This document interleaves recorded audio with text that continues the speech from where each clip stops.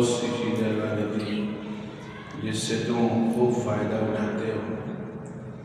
آگے بیان فرما رہے ہیں کہ ہم نے تمہارے لیے ایک بڑا ہی عجیب نظام بنایا کہ کچھ ایسی مخلوق پیدا کی جس نے آپ کے لیے محنتیں کی۔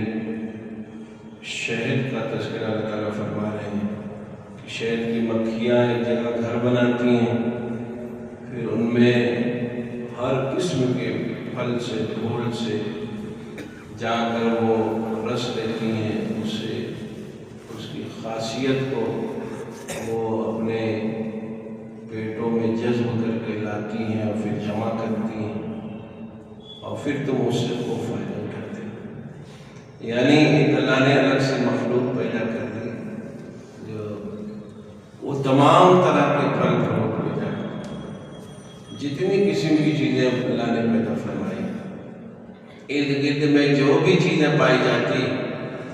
اس پر وہ جا کر بیٹھتی ہے، اس سے اس کے شیرے کو، اس کے فوائد کو، اس کے خواص کو